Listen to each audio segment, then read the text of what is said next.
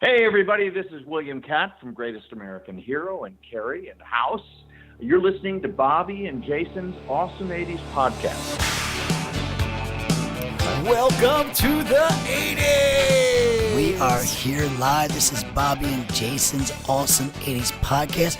We are in our double garage, man. We are growing. Double garage in it. Yeah, baby. So, last week, episode 15, we spoke to... Wait a second. You didn't introduce yourself. How the hell does anybody know who you are? My name is Alf from the Alf land of Alf. Now, my name is Bobby Catalano. Across the table is...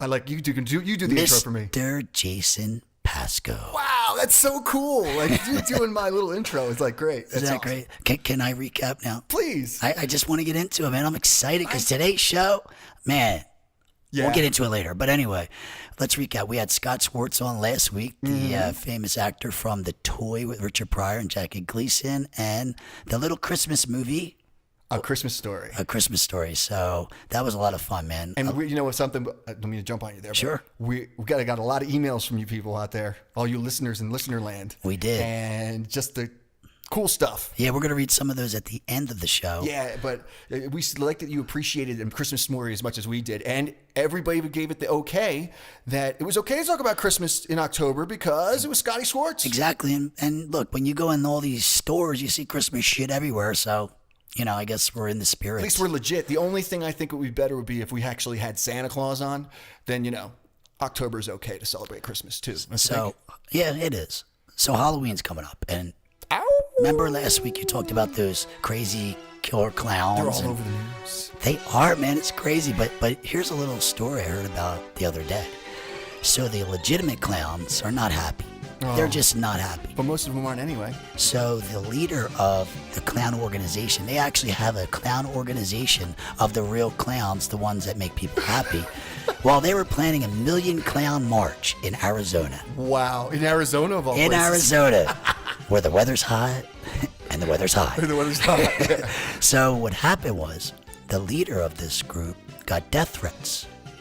So they canceled their 1 million clown march. So I mean, this clown shit's just out of hand, bro. Great. Yeah, well, I especially mean- pick Arizona of all places. I mean, first off, they're pretty trigger happy down there Yeah. in AZ. But why would you walk around in a clown makeup? Everybody's going to be a sad clown. I feel bad for the legitimate clowns, though, because they make a living doing this. And I feel like they're going to lose a lot of business over all this, you know, this killer clown bullshit. Yeah, I think a few more of them are going to turn Have down you ever, alcoholics. like, have you ever seen anybody dress up as a clown trick-or-treating? I don't remember ever seeing that. No, me either. If I go to the circus, I see it, but Yeah? I You go just to never see circus? anybody come to my door with a clown. Yeah. me Suit neither. on. And I would think the clown thing would have went downhill with the John Wayne Gacy thing. You know what I mean? Yeah. Back in the day. Anyway, But that's notable. I'm telling you, you heard it here first, party people, that I think it's a conspiracy for advertising for the new It thing that's coming out. there you go. Everything, folks, is a conspiracy. That's right. So what do you got? You said there was something you wanted to That talk was about. something I wanted to talk about. Somebody's because- getting old. Yeah, somebody besides us. It certainly beats the alternative. Hey, Hey. young at heart, baby. That's right. Luke Perry on the cover of AARP. What the hell's that? What the hell? Luke Perry's on the Luke cover? Perry. Oh, A contemporary. Oh my God. People, if you didn't need to realize it, it's happening. It's happening. We're all creeping up there. That's right. We'll keep it up there. We But don't. There you go. We don't carry our cards yet, thank God. But It's so hard for me to think of, that, like, because you and me sitting here, it feels like back in the 80s. We're well, sitting here. I could tell you, folks, party people, that Jason has a full head of hair, Thank you. And so do you. You're and not so doing do too I. bad, So, buddy. and Oh my Al, God, knock on wood. yeah, please, Alf's in the studio. He has so much hair that he can share it. That's very true, especially the Philly Fanatic. We use as our sound dampeners while we're here. So we didn't say this is episode what? 16. Number 16 we're in Spanish. almost Can you legal. say 16 in Spanish? Dude, I could barely say anything in Spanish. You got It's it. 16. There you go, people. 16, people. We're educating you and making you a little more bilingual each week, thanks to Roberto. We're going to give you a heads up. Next week's show is going to be a special Halloween episode. Don't listen alone. Yes, do not listen alone. So we're going to have some fun. We are. We're going to have some fun. We have some cool things planned, and you definitely want to tune in. We might even dress up, but you're not going to see it, So today's Today's the day that we have scored one of the biggest stars of the 80s. The one thing I remember watching when I was young in the 80s, and maybe everybody out there remembers it too, when they used to do Monkees reruns. I remember the Monkees. Remember the Monkees? Yeah. And even though it was a show that was on in the 60s, it got really popular in the 80s. Yeah, they kept playing it. Yeah, it was like always on. I remember like in the intro where they're all on their superhero things. I remember watching that as a kid. You want to be there? Yeah, you want to be there. And then there was one other guy. And he is going to be a special guest coming up, William Katt. William Katt. He is, believe it or not, I'm walking on air. The greatest American hero. The greatest American hero. We're so excited to have him, and he's going to be coming up in a few minutes. I mean, bro, when I was a young kid watching that show, it was great. It was on from 81 to 83, and it made a big impact on a lot of people. Yeah, here's a guy every week. You're looking at him, and he's flying. He's flying. You know what's cool about that show was they had the comedy thing going on. You know, like he was like a reluctant superhero. Yes. You know, Yeah. he's a high school teacher, and he gets this magic suit from outer space and superpowers. He don't know what the hell he's doing. Yeah. So we're going to talk to him about that coming up very shortly. Yes, we are. So get yourself together, get some popcorn, sit down. This is one you can listen to alone, and we really hope you enjoy it.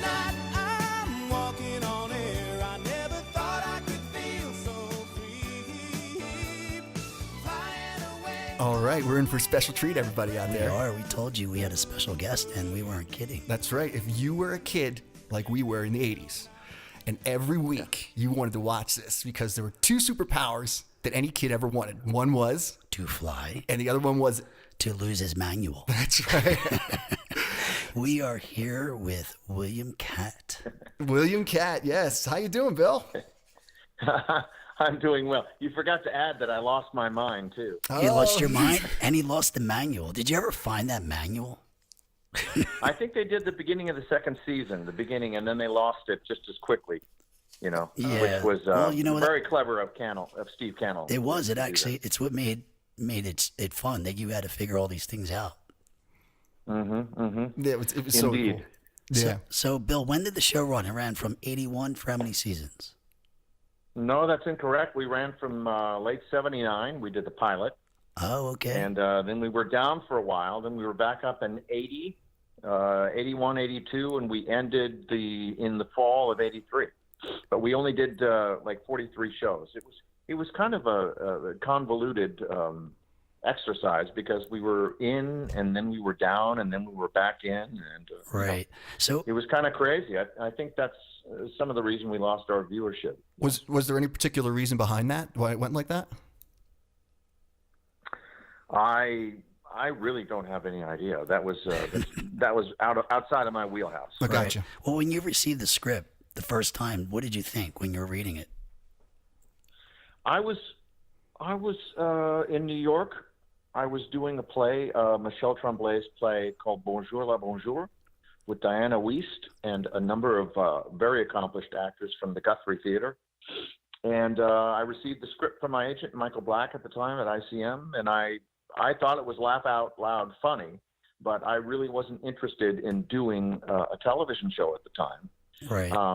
But after some prompting by my agent, Steve Cannell got on the phone. He was so gracious.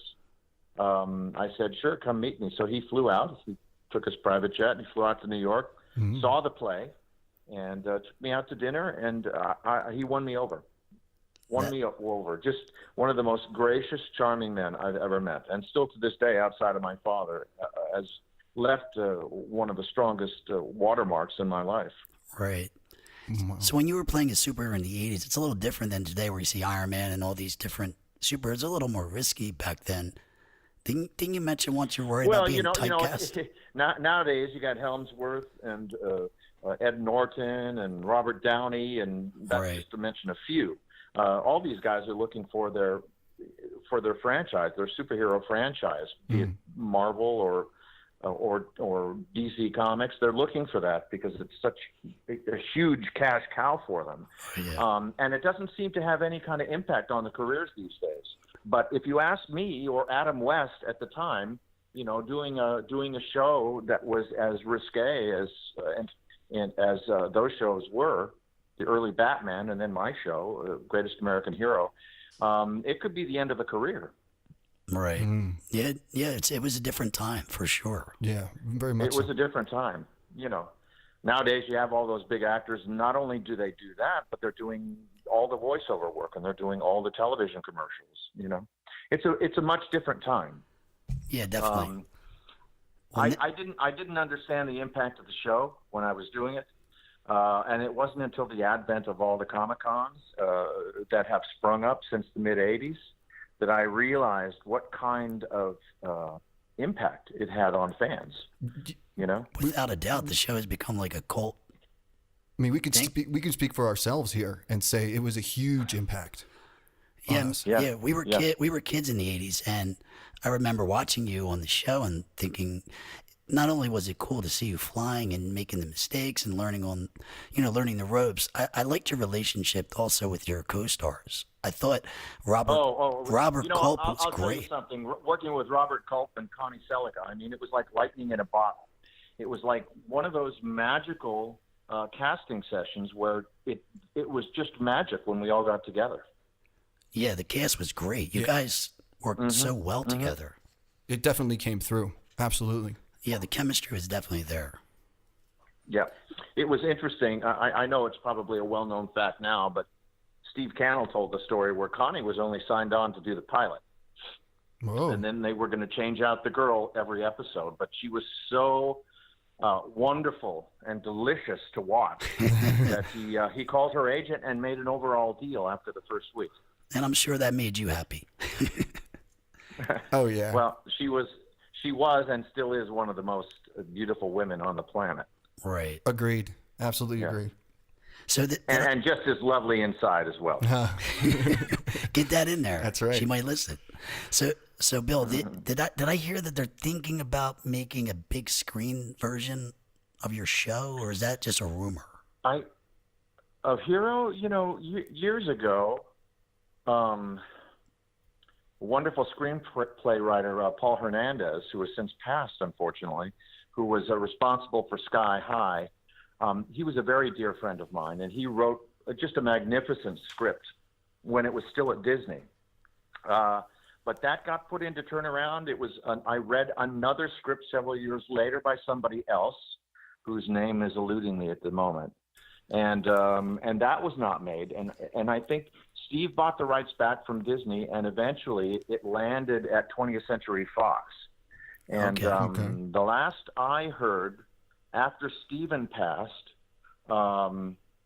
Stephen's eldest daughter was at the helm of that, trying to get it made, and I think it was going to be done as a TV series. Oh, okay, all right. But the last I heard of it was last January. In the trades, they announced that they had greenlit or picked up a script at least, and they had hired a director. But honestly, since that time, and now it's been so many months later, I haven't heard anything about it. Well, let's cross our fingers. Have you guys? Have you guys heard anything? I know as much as you do. Yeah, exactly. Just heard that little blurb. What about the suit? Okay. What about the suit? Do you still have it?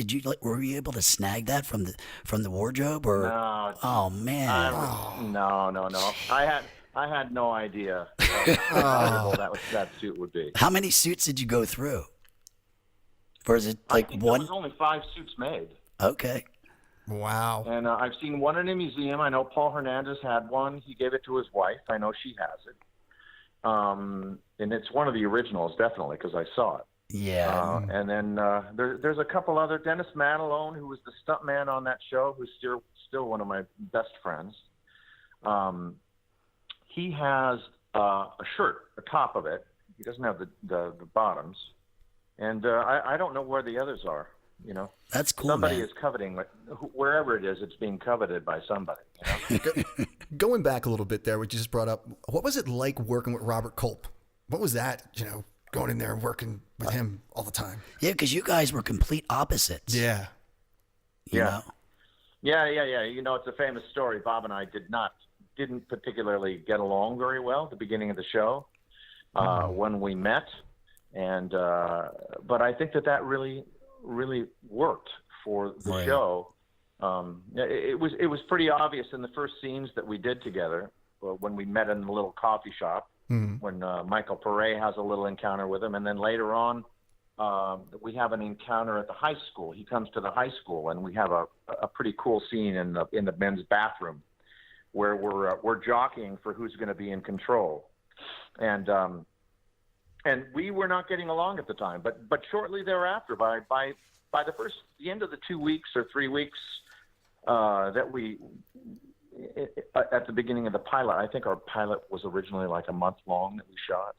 But by the end of the second week, we had a meeting in the trailer, and we came to some sort of formal detente, and we became, since then, we were fast friends for the next 30 years. That's great. Wow, Man. that's great. I didn't know that. I want to admit something. I was surfing YouTube. Okay. I was surfing YouTube earlier, and I come along, you and Kurt Russell doing a Star Wars audition, and you were trying out for Luke Skywalker from the original episode.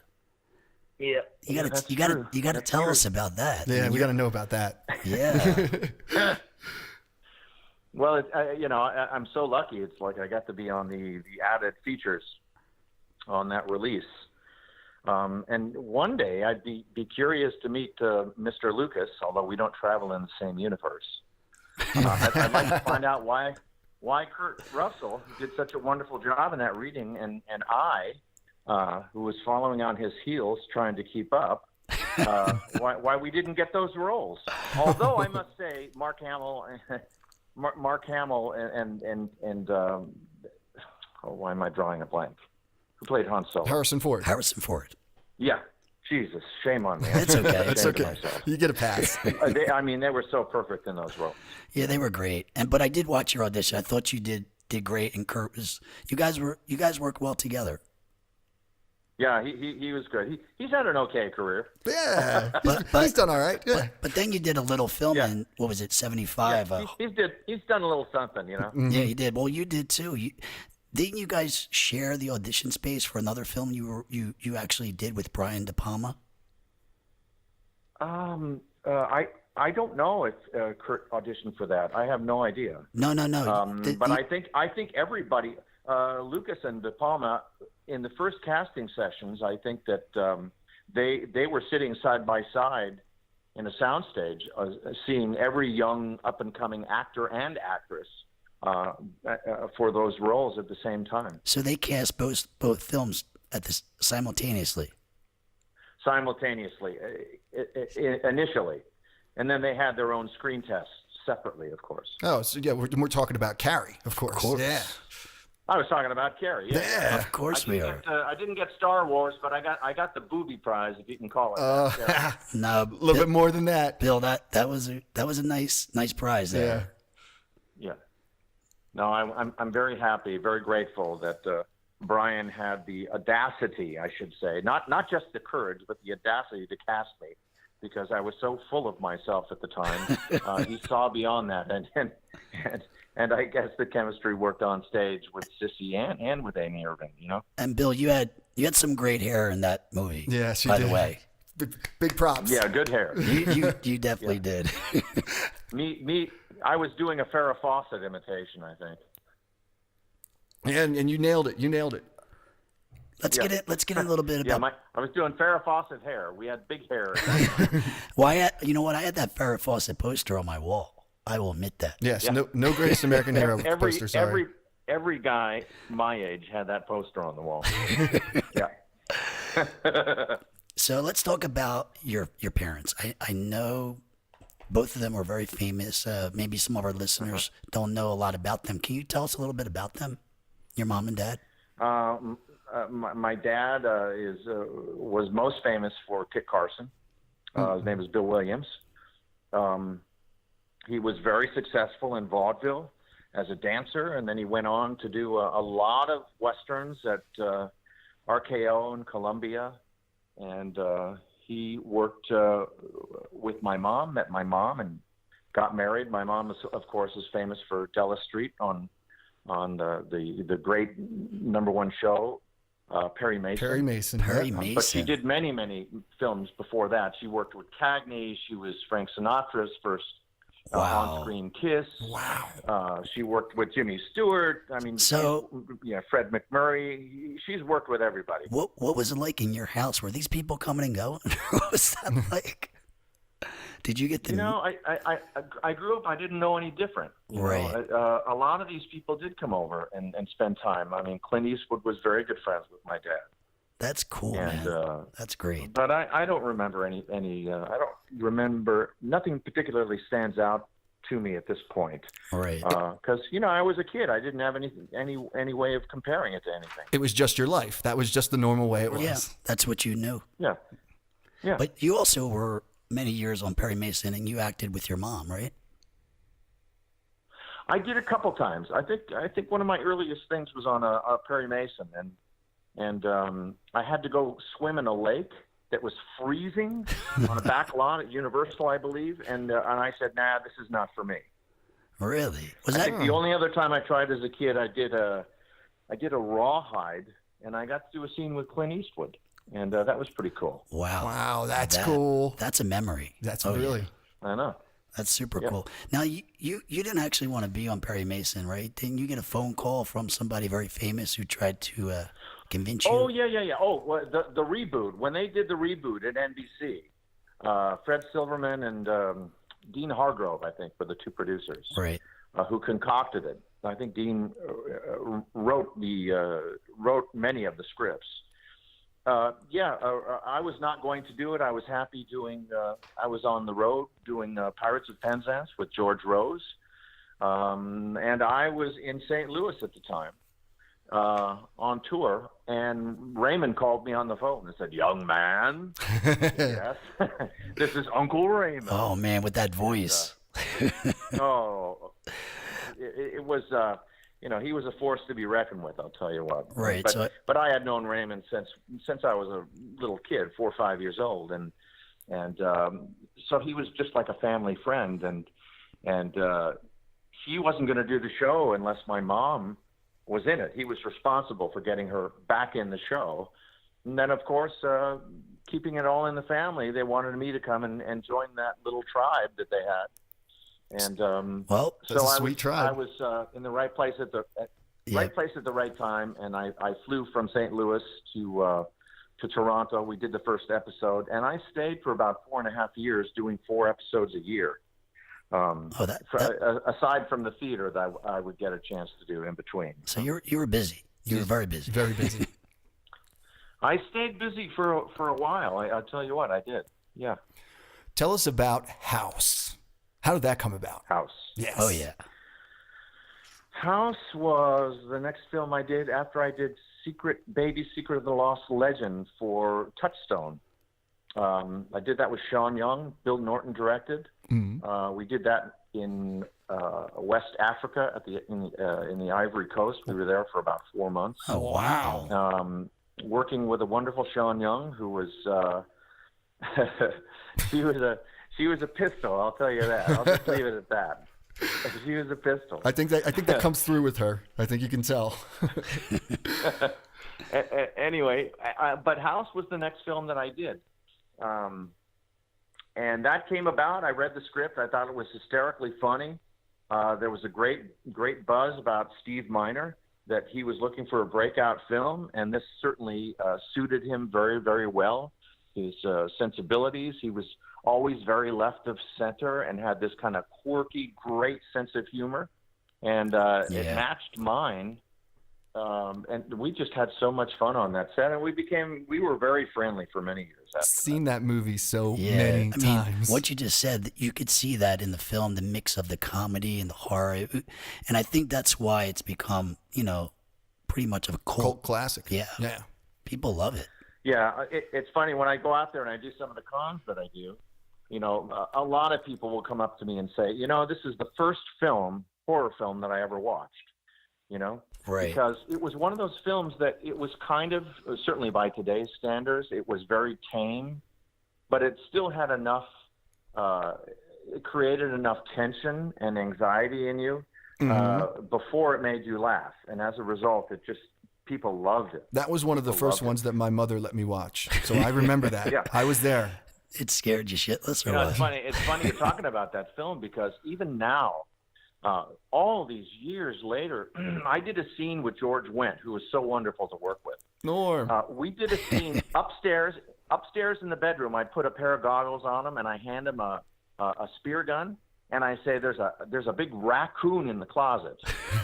And that scene is still, to me, one of the funniest scenes that I've ever done in my career, and largely. Well, entirely because George was so good in it. And he had very little to say. He was just so hysterically funny. I remember that. Yeah.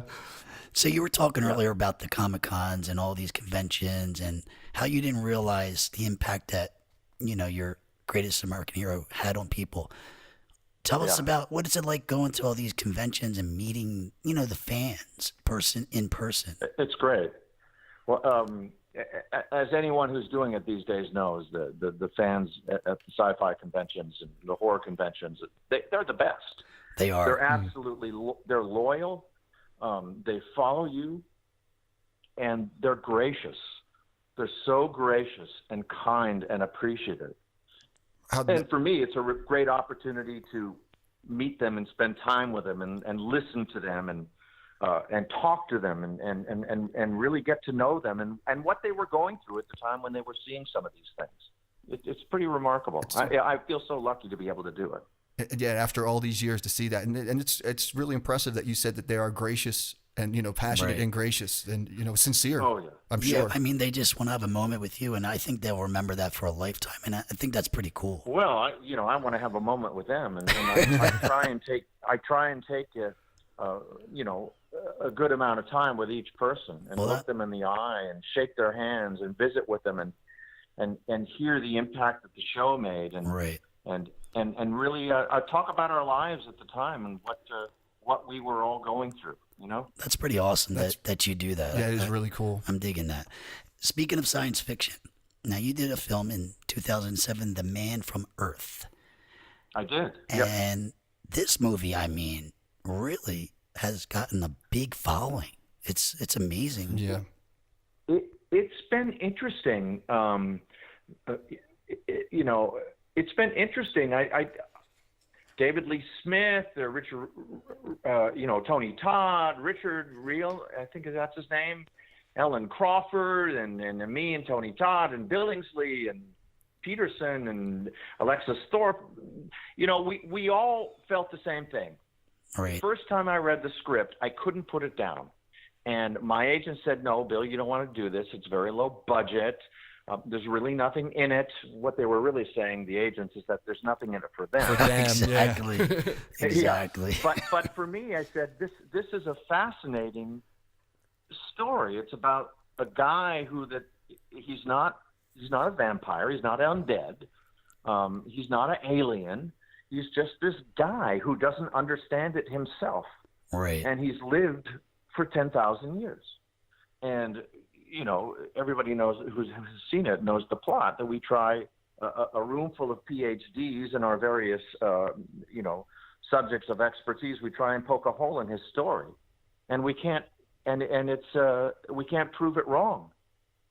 And it's fascinating. It's very I interesting. thought it was a fascinating script. It is fascinating. I wish that we had had more money at the time Did- it was a really fast shoot. But this remarkable little picture had legs that none of us anticipated. And you know, that's a cool thing to be part of something like that, and then this happens. You know, that's that's neat. And did you know this movie's in the top 50 science fiction films? I did not know that. Yeah, but, it is. It actually is on I know IMDb. It's one of the smartest scripts that I've read or had the joy of being a part of. It's very smart. He was a wonderful writer, you know. And you got the sequel coming out next year, right? You're working on the sequel. The Man from Earth. Holocene? We had a sequel. We've already shot it, and it's quite good. Richard Scheckman and Eric Wilkinson, who are director and producer of the first one, right. They did a wonderful job keeping the integrity of the first script. They did a wonderful job with the second script. I think people are going to be really pleased when they see it. Eric's a good friend of ours Yeah. too. He's a good guy. He's a good guy. And Oh, is it? that's coming out in 2017. So we definitely got to keep our eye out on that one. Oh yeah. Good. Now you got something Good. coming Man out. from Earth too. Yeah. Yeah, Man from Should Earth. be good. I think the title is exactly The Man from Earth Holocene. Holocene. Yeah. So Holocene. Okay. that's okay. what I think that's what they're going with. So you got something coming out next week. Yeah. Subterranea. Subterranea. I did Yeah. with Nick Turturro. Yes. Oh yeah. And a wonderful young filmmaker out of Montana, whom I had seen a couple short films that he had made, and Right. I was just blown away how good this kid was. Yeah. Yeah, and it's a very interesting premise. You know, I'm a good guy with a bad side. You know. You know what? I saw the film and I can agree with that. Yeah. But it's coming out on October 25th, so I recommend it. It's a good, interesting film. It keeps you glued. You're real curious to where it's going, and It's very smart. And Bug Hall was very good also. Bug Hall was very good. I was very unfamiliar with his work, other than when he did his earlier stuff when he was younger. Right. But he's a wonderful leading man in his 20s now, and he really does a great job of carrying the film. Yeah, he did, and you were great, man. I don't want to give it away, but you were something, bro. Everybody will enjoy your performance. Yeah, it was really good. All right, man. We really appreciate you taking time out to talk with us. It's an honor for us to speak with you. It's my pleasure. I'm always thrilled that anyone at all is interested in what I've done. You know. Yeah, it's really for us. It's really special to talk to you. We were young kids watching you flying around, banging in the walls and shit. So it's cool to talk to you. Yeah, exactly. And as young boys, I mean, that's what you wanted to do, and you got a chance to do it. And just like those people you see in conventions, you made a big impression on us. So Yeah. Are you coming to Vegas anytime soon? Any conventions coming up on your schedule? One of my first jobs was in Vegas in 1973. I was doing Sound of Music at the Union Plaza. I worked there for about 6 months, How 7 about months. that? I loved Vegas. Vegas. Yeah, that's where we are. We're Vegas guys, so we're close by. Yeah, if you do a Comic-Con, we'll have to stop by and Say hello. say hello in person. I'd love it. Hey, thanks you guys for taking the time and speaking with me. I appreciate it. Thank you, Bill. Really appreciate it. You take care of yourself, man. Take care.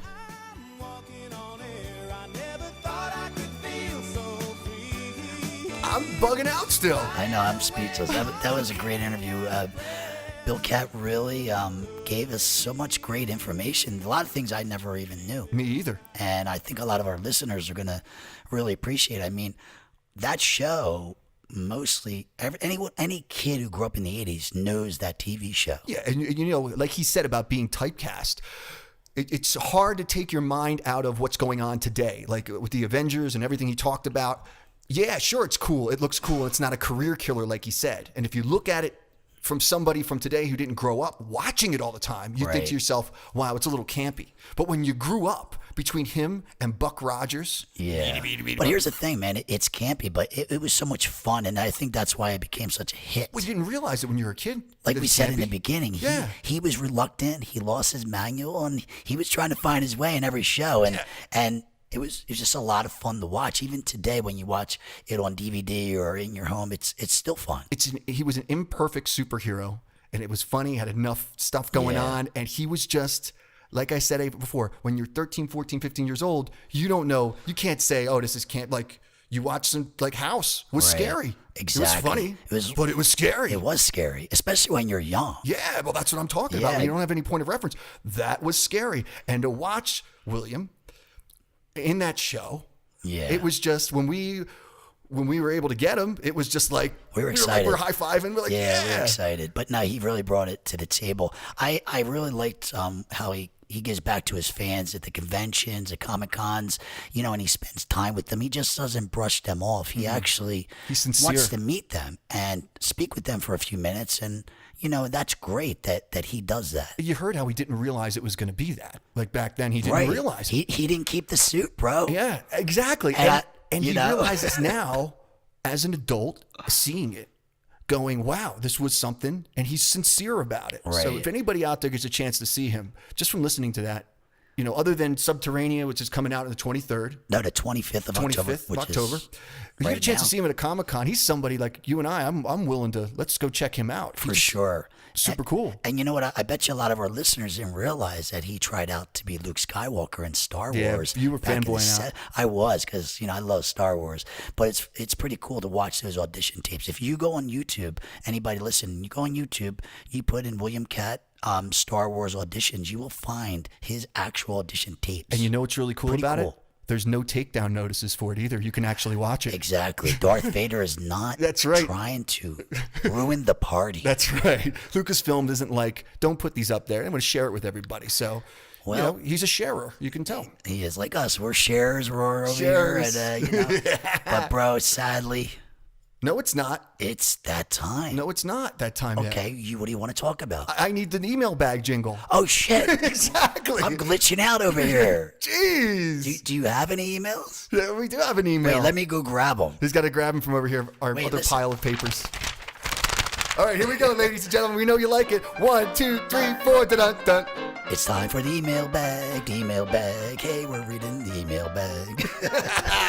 I am not a singer, and I don't That's pretend what to makes be. it so awesome. So, Jason, you read the comments from our social media. I get the comments today. and I get the I'll comments. read the email afterwards. That's right. Okay. Here we go with the comments coming around first right here. It's Gina D. Come on, It's Gia and It's Gia. Jason. And I always butcher her name. That's right, but she knows who she is. She's a big fan of the show. big fan. Love reading what she posts, and that's why we include her in all the time. So, great show. He's a great guy. She's talking about Scotty Schwartz. It's about the Scotty Schwartz show. He's a great guy, it seems. If y'all hang out with him sometime, I would enjoy seeing some pics. and of his dad's store. Sounds cool. XOXO. That's to on my our- boys. That's on our list. We're going to hopefully meet up with Scotty Schwartz in L.A. and go see his dad's memorabilia store one day. More than That'll- just him. We're that- gonna. Well, yeah. We got a little plan. We got a lot of things going on, but definitely that's one of our stops. Absolutely. All right. Candy Burish Hickok. I think I got that right. Ding ding. Nah, you probably got it wrong. I know, I probably did.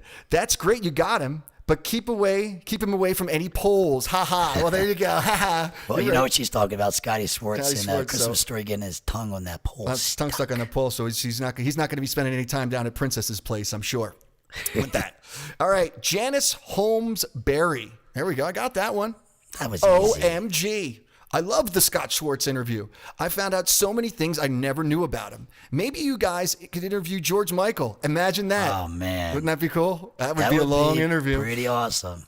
Loving the work you both are doing. Keep it up. Big fan from Arizona. Arizona's a star of the show today, Yeah, too. man, we have the Killer Clowns, and then we Janice? got Janice. Janice Holmes Berry. So there's our 3 social media comments. There you go. Right there. And party people, if you ever want us to read your comments, you need to comment on our Facebook page. Follow on And we- Facebook. And we would love to read your comments. Or, you can DM us on Instagram. We get Do those that. too. Yep. And Twitter, and you can send us emails. Yep. All right, so I have an email. This is from Jessica Hanley. And I got that right. That was pretty easy. Pretty easy. She says, I'm a big fan of Diane Franklin's, and I saw her post about your show on Twitter. So now I'm a big fan of both of you. Hey. She said, the interview with Diane was great. She sounds like so much fun, and she really is cool. Yeah, she really is. I'll be honest, I don't remember the dance show you guys were on back in the day. Is there any way I can watch some videos of the show? Oh, Well, what a question. that's kind of a long shot. You know what? I could go on a rant for a little while and tell you. save but that for another unfortunately, show. yeah, I will. So, the big answer is no. Yeah. Not even if you put 10 seconds in your dance video. Although It's we would like to. Yeah, but you know what? Can you share Careless Whisper? You can't even, yeah, that's true. You can't put 10 seconds into your regular dance video. What's up with that? I don't know, man. Anyway, she says, curious to see what all the hype was about. And then she says, laughing out loud, well, maybe if you go on YouTube, you might be able to find some things. Yeah, good luck. Yeah. She goes, well, again, thanks for the great podcast. I'm a fan, and I'm looking forward to more awesome shows. Well, we cannot thank you enough for that, Jessica. Jessica, thank you very much. Thanks for the email, and we're sorry that we're not able to do any of that. But, unfortunately, antiquated thinking. You know what I mean? Antiquated thinking. Jason, can you get me my tissues? No, you can man up a little bit, pal. I need my box of tissues. Is it because the show is over? It's because the party is over. The party is over for this week. I'm going to cry. It was 16. 2 more years till we're legal. Number 16, man. And we got a special show next week, the Halloween show. So make sure you are listening because there's some special shit going to happen on that show. Damn, Skippy. We already got some of it done, so you're going to enjoy that. So each and every one of you out there, thanks again for listening. Yes. Have yourselves a great weekend, and Bobby's going to show us he can count and take us out. Thanks for all the support. We do appreciate it. But this podcast will self-destruct in 5, 4, 3, 2, 1. Abo! Take care, everybody. See you later, everyone.